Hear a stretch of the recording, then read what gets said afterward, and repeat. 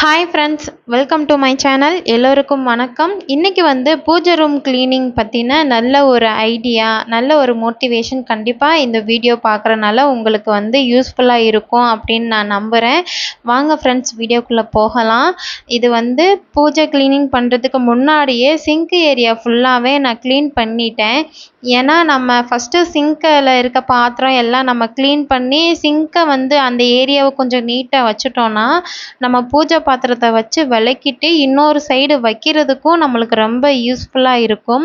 ஒரு சிலர்லாம் நான் வீடியோவில் பார்த்துருக்கேன், அப்படியே பூஜை பொருளெல்லாம் டேரெக்டாக சிங்க்குள்ளேயே போட்டு வாஷ் பண்ணுவாங்க.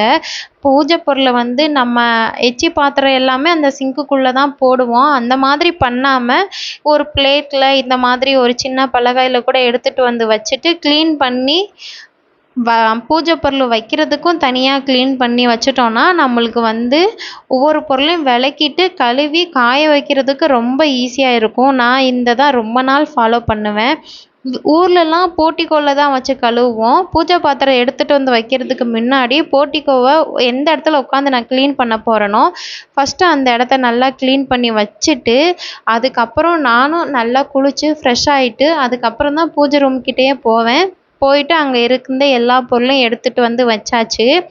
அன்னபூர்ணி அம்மனுக்கு அரிசி வச்சுருந்தேன். அந்த அரிசியை தனியாக கொட்டி அது ஒரு கிண்ணத்தில் எடுத்து வச்சாச்சு.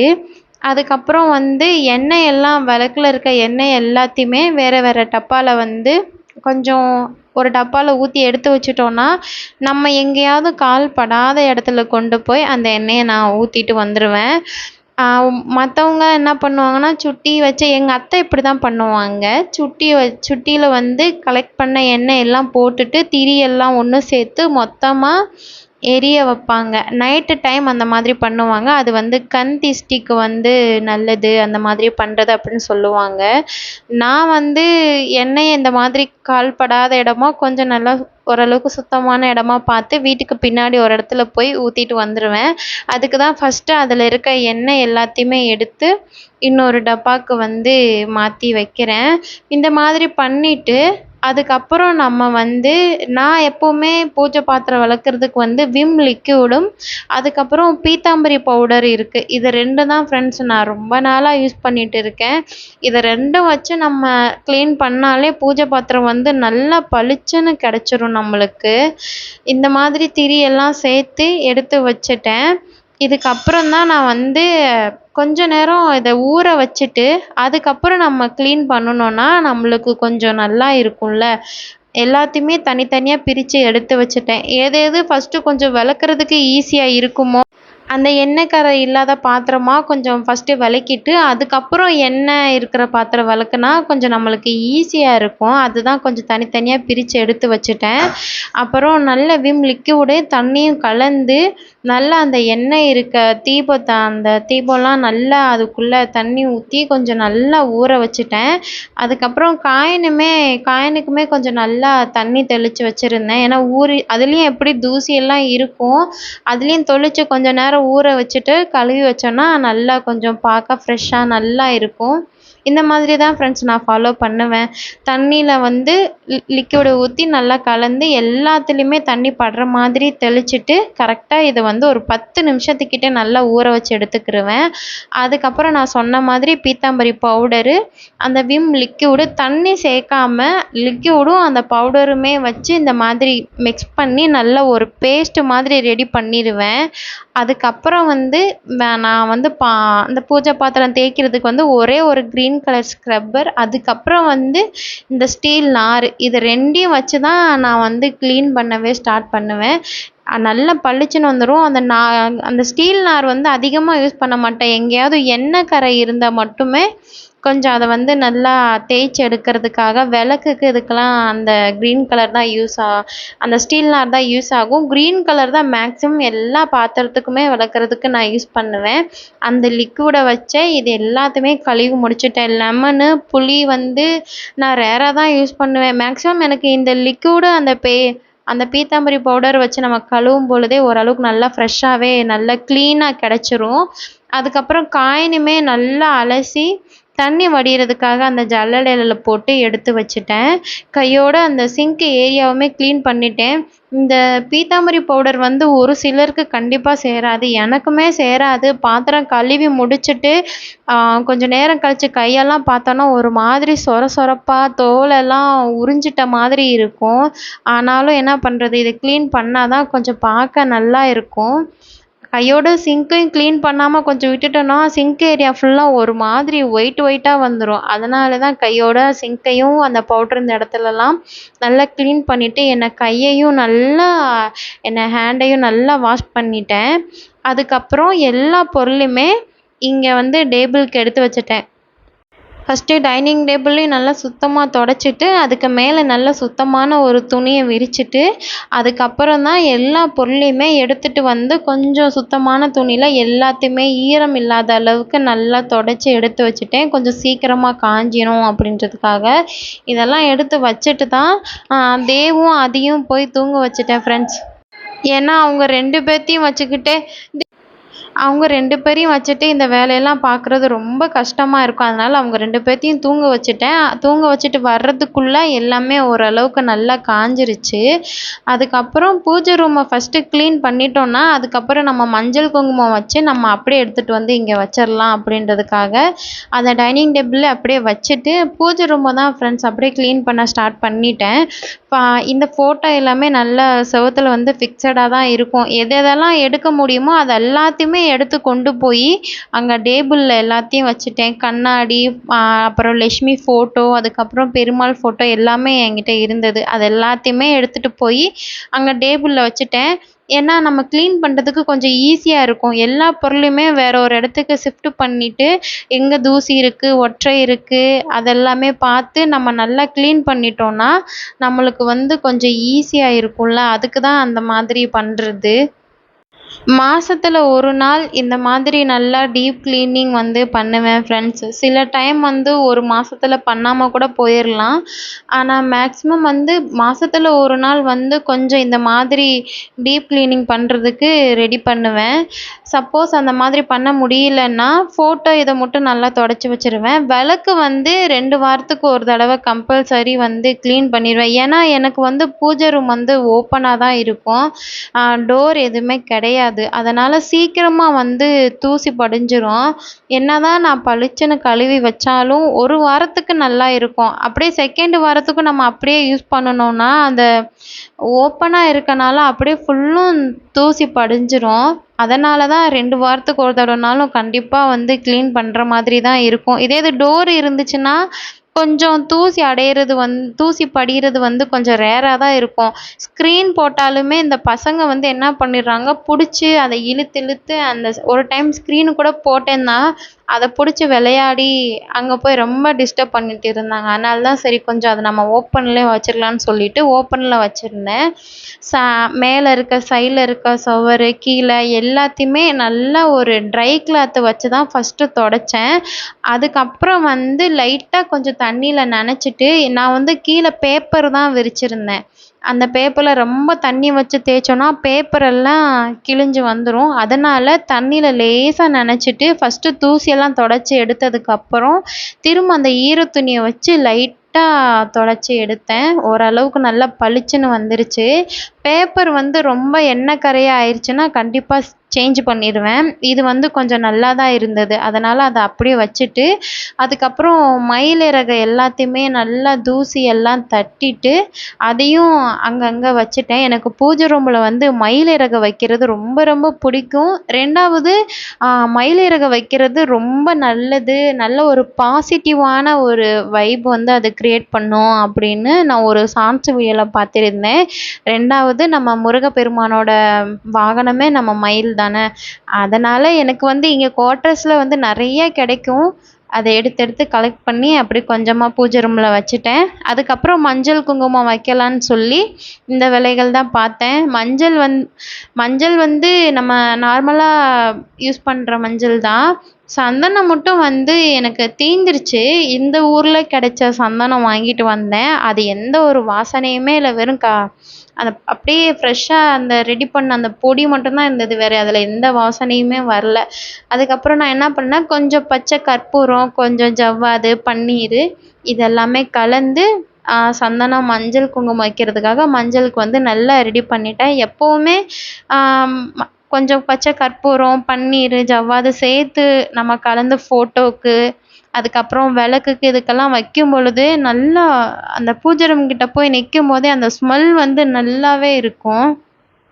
அப்புறம் என்கிட்ட வந்து ஃபோட்டோ வந்து 2 தான் இருக்குது. அதனால் நான் வந்து டைரெக்டாக அப்படியே கொஞ்சம் பன்னீர் ஊற்றி நல்ல ஒரு சுத்தமான துணி வச்சு அப்படியே வந்து ஃபுல்லும் தொடச்சி எடுத்துட்டேன். இதே இது ஃபோட்டோஸ் வந்து கொஞ்சம் நிறையா இருந்ததுன்னா கொஞ்சம் தண்ணியில் வந்து கொஞ்சம் பன்னீர், ஜவ்வாது, கொஞ்சம் கற்பூரம் இதெல்லாம் போட்டு நம்ம அந்த தண்ணியை வந்து ஃபோட்டோ நிறையா இருந்ததுன்னா நம்ம அந்த மாதிரி யூஸ் பண்ணலாம். என்கிட்ட 2 ஃபோட்டோ இருந்தனால நான் அப்படியே டைரெக்டாகவே பன்னீரை ஊற்றி முன்னாடி பின்னாடி அப்படின்னு நல்லா தேய்ச்சி எடுத்துக்கிட்டேன். தண்ணி நிறையா வச்சு சத சதன்னு ஊற்றி தொடச்சி எடுத்தாலும் அந்த ஃப்ரேம் வந்து கொஞ்சம் ஊறின மாதிரி ஆயிரும். அதனால் லைட்டாக கொஞ்சம் ஊற்றி அப்படியே நல்லா தொடச்சி எடுத்தாச்சு. நான் ஃபோட்டோ ஃப்ரேம் வந்து இந்த மாதிரி தான் க்ளீன் பண்ணுவேன். என்கிட்ட 2 இருக்கனால கொஞ்சம் சிம்பிளாக அப்படியே பன்னீர் மேலாக ஊற்றி தொடச்சி எடுத்து வச்சாச்சு. அதுக்கப்புறம் வந்து மஞ்சள் குங்குமம் வைக்க ஸ்டார்ட் பண்ணிட்டேன். நான் வந்து காமாட்சி அம்மன் விளக்குக்கு வந்து இந்த மாதிரி தான் வைப்பேன்.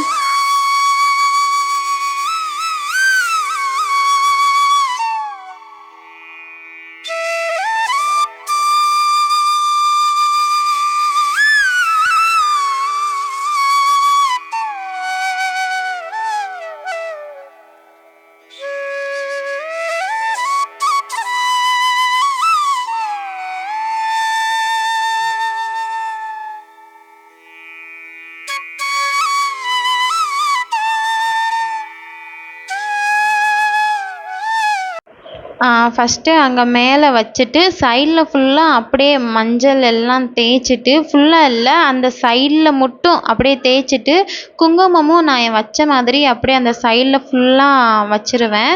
அதுக்கப்புறம் சென்டரில் இருக்க நம்ம காமாட்சி அம்மனுக்கு, அப்புறம் 2 யானைக்கு, அப்புறம் இந்த சைடு 2 அம்மன் இருப்பாங்க அவங்களுக்கு எல்லாத்துக்குமே வச்சுட்டு, அதுக்கப்புறம் பின்னாடி கீழே இந்த மாதிரி எல்லா இடத்துலையும் வச்சுட்டு ஒற்றைப்படையில் வர்ற மாதிரி இருக்கா அப்படின்னு கவுண்ட் பண்ணி பார்த்துட்டு அதுக்கேற்ற மாதிரி அட்ஜஸ்ட் பண்ணி வச்சுருவேன். ஆனால் காமாட்சி விளக்குக்கு வந்து ஒற்றைப்படையில் இருக்கிற மாதிரி வைக்கிறது ரொம்ப வந்து நல்லது, விசேஷமானது அப்படின்னு சொல்லுவாங்க.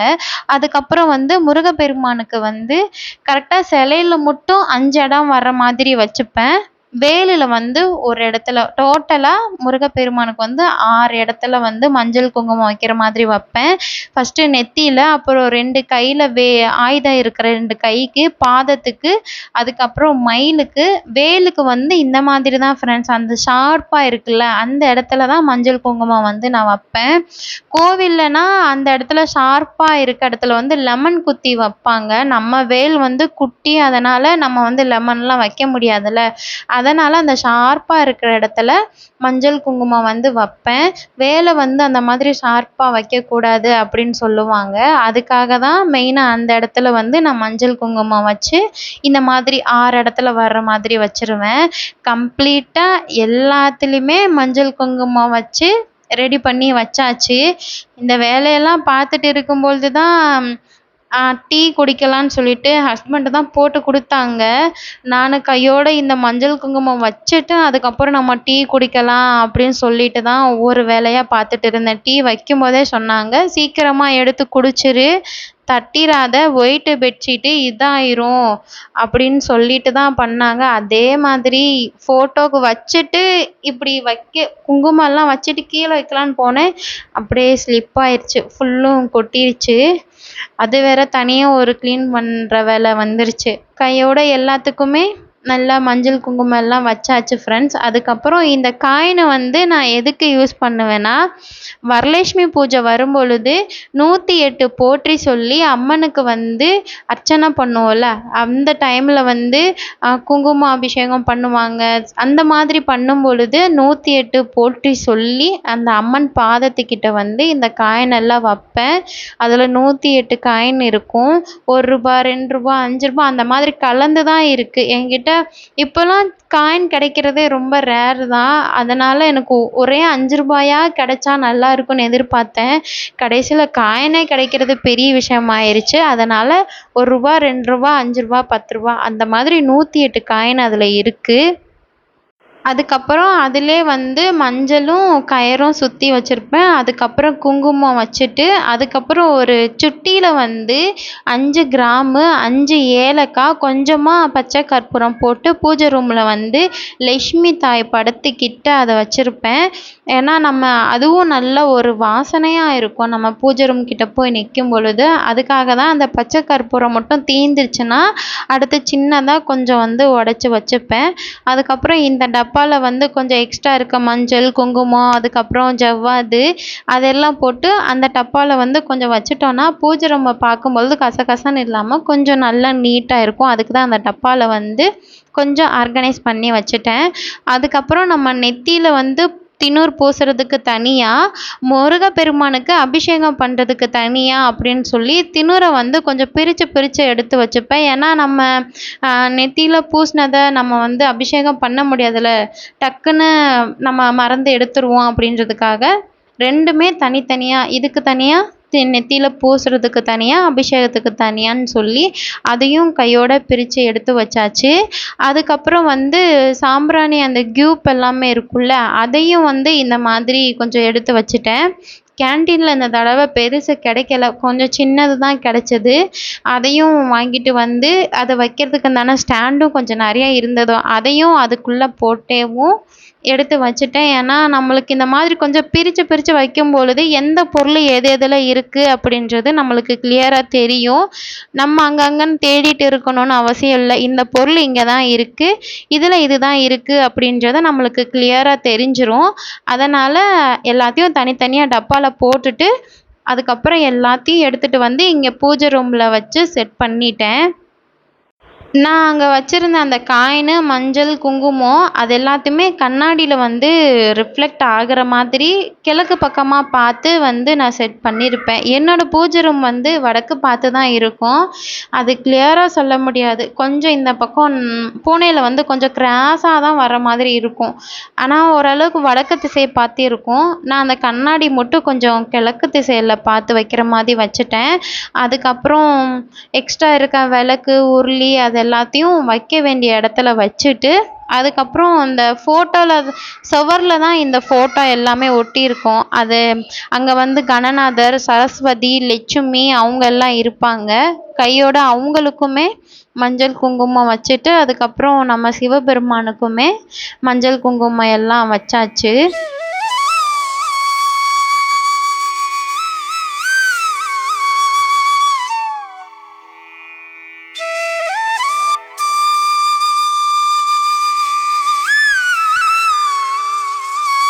அதுக்கப்புறம் நம்ம பூஜை ரூம்லேயும் அதுக்கப்புறம் கதவுலேயும் 2 நம்ம என்ட்ரன்ஸ் இருக்குல்ல, அந்த கதவுலையும் பூஜை ரூம்லேயும் நான் இந்த மாதிரி வந்து வஸ்திக் சிம்பிள் வந்து போட்டிருப்பேன்.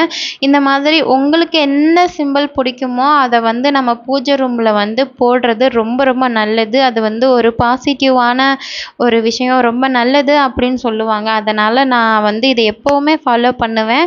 ஒரு வஸ்திக் சிம்பிள் ஒன்று போட்டு வச்சுருவேன். எல்லா இடத்துலையும் சென்டர்லேயும் 4 சைட்லேயும் மஞ்சள் குங்குமம் வைக்கிற மாதிரி நான் இப்போ போட்டிருக்கேன்ல, இந்த மாதிரி தான் ஃப்ரெண்ட்ஸ் எப்போவுமே என்னோடய பூஜை ரூமில் வந்து நான் வஸ்திக் சிம்பிள் போட்டு வச்சுருப்பேன். அதுக்கப்புறம் வந்து அன்னபூர்ணி அம்மனுக்கு வந்து தட்டில் வந்து அரிசி வச்சுட்டு, அன்னபூர்ணி அம்மன் வச்சுட்டு, நம்ம அவங்க கையில் ஒரு கரண்டி இருக்குல்ல, அந்த கரண்டியில் வந்து அரிசி எப்போவுமே போட்டு தான் வச்சுருக்கணும். அரிசி இல்லாமல் நம்ம வெறும் அம்மனை மட்டும் அப்படியே உட்கார வச்சுருப்போம். அந்த மாதிரி இல்லாமல் கீழே அரிசி கொட்டிட்டு அதுக்கு மேலே அம்மன் வச்சுட்டு, அந்த கரண்டியில் ஒரு 2, 3 அரிசினாலும் இருக்கிற மாதிரி தான் வைக்கணும் அப்படின்னு சொல்லுவாங்க. எனக்கு தெரிஞ்சவங்க சொன்னாங்க. நான் அதை வந்து இப்போ வரைக்குமே அதை ஃபாலோ பண்ணிட்டு இருக்கேன். எல்லாத்தையும் செட் பண்ணிவிட்டு கையோட தீபமும் ஏற்றி 2 சாம்பிராணி கியூப் வச்சதுக்கப்புறம் தான் பூஜை ரூமை பார்க்கும் பொழுதே நல்ல மனசுக்கு நிறைவாக ஒரு திருப்தியாக திருப்தியாக இருந்தது. என்னோட பூஜை ரூம் க்ளீனிங் வந்து இந்த மாதிரி தான் இருக்கும். கண்டிப்பாக இந்த வீடியோ வந்து உங்களுக்கும் பிடிச்சிருந்ததுன்னா லைக் பண்ணிக்கோங்க, ஷேர் பண்ணிக்கோங்க. வீடியோவை இவ்வளோ நேரம் பார்த்ததுக்கு தேங்க்யூ ஃப்ரெண்ட்ஸ். ஓகே ஃப்ரெண்ட்ஸ், பாய். நம்ம இன்னொரு வீடியோவில் பார்க்கலாம்.